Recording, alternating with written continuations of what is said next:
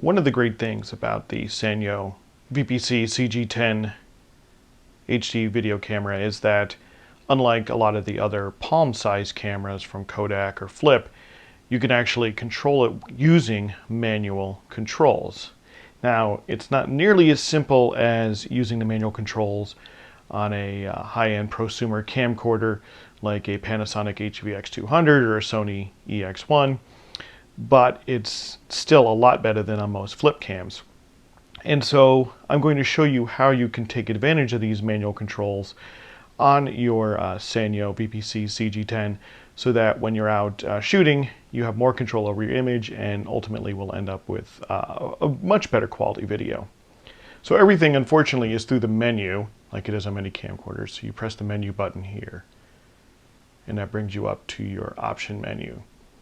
And so you use a little joystick here, and it's a little fiddly to go through your different recording menu options.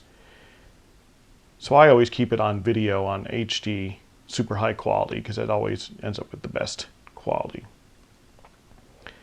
And number 2 here is where you can choose your focus mode. And if you're going to be shooting something relatively stable, like an interview or a person or anything like that, you'll want to set the focus manually if you can. So you go down to number 2 here and you click set. So you have standard, manual, and super macro.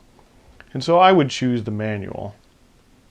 You can see here now I've just got a scene looking out my window here on a very snowy December afternoon, and I can slowly change it. And what's nice is it gives you an indicator of your focal distance. You can see at 1 centimeter, which is really close, much closer than you can get with most cameras. It gets completely out of focus. And here at this end, be infinity focus, so everything off in the distance should be in focus. It's blown out right now because we're looking out the window, but the building in the back there is in focus. We go back, number 3, we can adjust our white balance. So we're looking out the window, so we probably would want a nice cloudy white balance there. And the exposure, you have manual mode, and that allows you to adjust both the aperture and the shutter speed. And that can be really nice if there's going to be any sort of changing conditions, especially if you're outdoors. The sun can change position, clouds can go over, and that will cause your exposure to change while you're shooting video, and you may not want that change to happen quite so suddenly. I'm usually fairly partial to aperture priority, which allows me to choose the aperture. Right now you can see we're at f8, and we can go all the way to f3.5. f8 is as small as the aperture gets on these small cameras. So if you're going to be shooting in very bright conditions, you're going to end up with a pretty high shutter speed. With the video, this could be a problem, but in practice, I haven't seen it be too much of a problem for myself.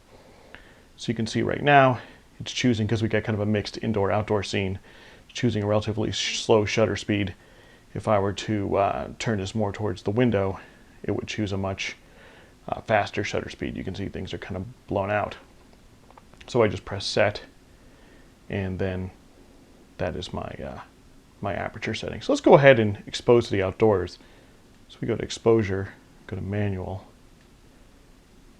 and what I'll do is I've set f8, and I'll click down, and I will now